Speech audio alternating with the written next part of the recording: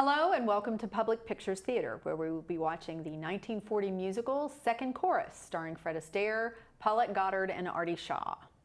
Fred Astaire was credited in over 50 films as a cast member. Second Chorus was his first Paramount Pictures film and was made 11 years before Royal Wedding, which we've also seen on Public Pictures Theater.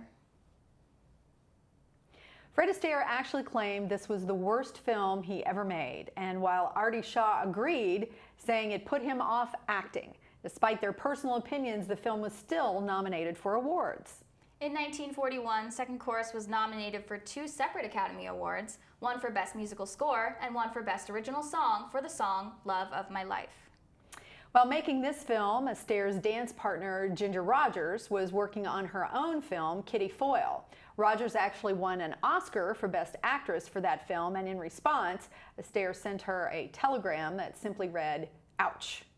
H.C. Potter, the director of this film, also directed 23 other films, including The Cowboy and the Lady, starring Gary Cooper, and Blackmail, starring Edward Robinson.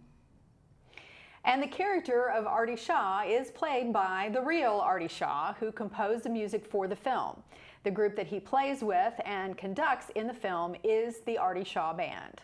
The copyright holder for this film forgot to renew the copyright, which meant that in the 60s, the film fell into the public domain.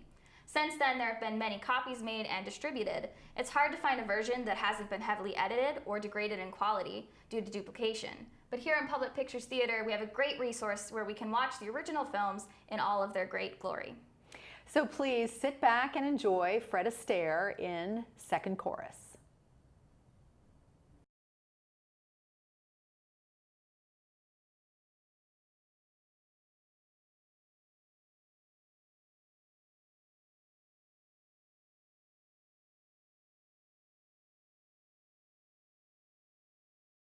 Welcome back to Public Pictures Theater. I'm Dr. Gail Wilson, and I'm here with Sarah and Jake, who are communications media students.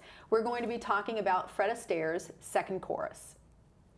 So as college students, what did you two think about Danny and Hank and their desire to never graduate from college? As a senior, I'm looking back at this and there's no way I would want to keep staying in college. Like financially, it's not a secure decision. I don't know how many classes they could possibly fail to still be in a position where they're not graduating. I just think it's not a very smart decision as far as college education goes. I've never seen anything like this before. I mean, you know, they basically have to stay in college and fail just enough to not get kicked out and still be enrolled, but never graduate. It's kind of like, I mean, if it pays the bills, I mean, it seems to be working for them. So the band paid the bills, and they kept getting kind of the fraternity party gigs, and that's how they stayed in school, and that's how they got their money. But it seems a little unrealistic, don't you think? Absolutely. I don't think being a band at fraternity parties is probably going to pay that well. So, No. okay. So when you were thinking about the characters and Hank and Danny, kind of who were you rooting for to win over Ellen in the end?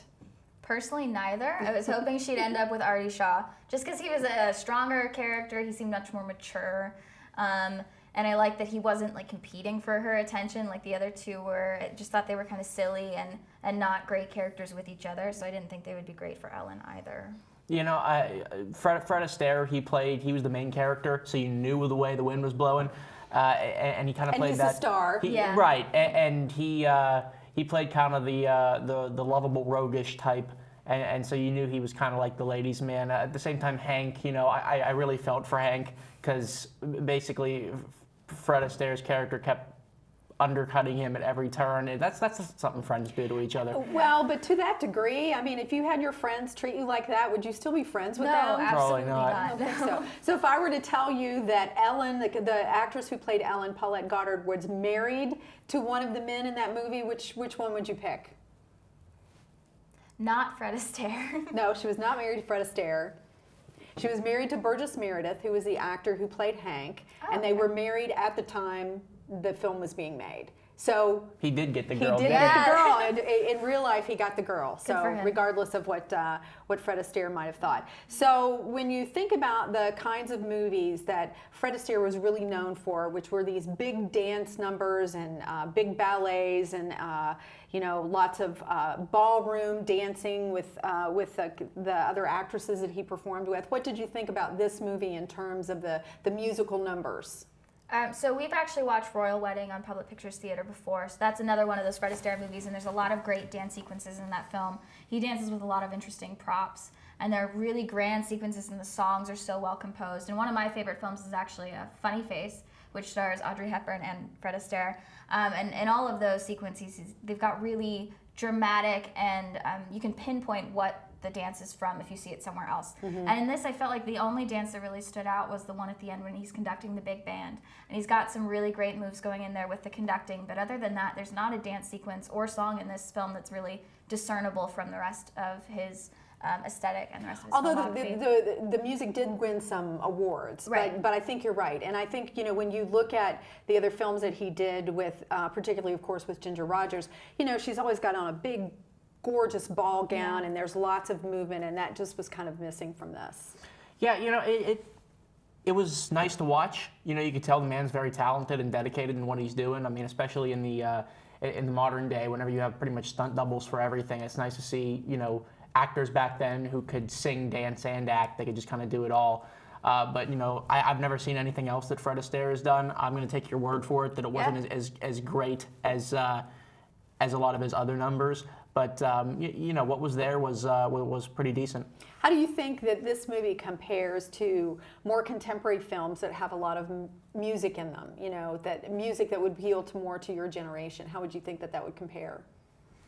So I watch a lot of dance documentaries and dance movies, and some of the more modern films that are coming out that are dance-based, I think of like the Step Up films, things that are much more based on like hip-hop dancing and like movements that we could do as normal people that you don't have to have a ton of training for, something you could pick up just by watching street dancing or by watching YouTube tutorials, stuff like that. And you look at the style of dancing that Fred Astaire does, and it's very technical, and it's very based in his education in dance. And so I feel like the style of dance and music that they have in these films was very prevalent to that time period, but it might not be something that does as well in a modern audience in a modern studio. I agree with that. It's the movie's very much a product of its time. Basically, it dealt with people in suits and dresses dancing to jazz in nightclubs. You don't see that pretty much anywhere anymore unless you have like a really specific club where people want to go out and do that kind of thing. It's not usually the nightlife. Like she said, movies like Step Up and stuff, very much hip hop based, very different kind of dancing, a lot more. What should I say? Less classy, a lot more like sexually charged. But this was a lot of. This was definitely appropriate for the time. Okay, so let's go back to the characters a little bit, and you said you wish that Ellen had gone with the more mature Artie Shaw. What did you think about Ellen as a character? I liked her. I think she was very capable. Obviously, everybody wanted her, not just romantically in terms of the way that she could manage. She was a very talented woman, very attractive. She was definitely one of those people who could hold their own, especially against a couple of men trying to vie for her attention. She was kind of trying to be above it all. Yeah, I agree. And it's nice to have a woman in a film that we're watching that has a job. And I think that was really interesting. When Artie Shaw walks into the club and he's looking for the band's manager, he doesn't expect it to be a woman. Right. So I thought like the whole concept of her being the manager and being a beautiful woman was a really great concept. And I was glad that she had a job and had multiple suitors, so she wasn't just stuck on one guy. We watched Dick Tracy on Public Pictures Theater, and he's got a girlfriend, and he's the only guy that she can focus on. And I feel like having multiple people for us to kind of wonder about helped make her character a little bit stronger and more desirable as a character. Okay. So Fred Astaire said this was his worst film. What do you think about that statement? I didn't think it was that bad. I don't know. I like all the films we watch on this show, and I liked this one a lot. But I do wish that there was more music in it and more dancing, because I feel like it would have been more of a Fred Astaire film with those aspects. Again, I'm not really familiar with Fred Astaire's work, but I gotta say the movie definitely wasn't bad. I'm watching it, I'm like, yeah, it's a good time. But like you said, Fred Astaire, this doesn't compare to any of the other work he's done. Apparently, I looked up the movie afterwards. Apparently, it turned like Artie Shaw, who was in it. He actually didn't want to be in movies anymore. He's like, this turned me off of acting. Apparently, they just did not enjoy the movie. They didn't like making it, and it really kind of confused me, because I'm like, this is actually a pretty quality movie, or a quality film. Fun and light and lighthearted, so nothing too serious. Okay, well, thank you both very much. That's all we have for tonight's show. Thank you very much for watching Public Pictures Theater, and thanks to Jake and Sarah for joining me tonight. I'm Dr. Gail Wilson, and from all of us at IUP TV, have a good evening.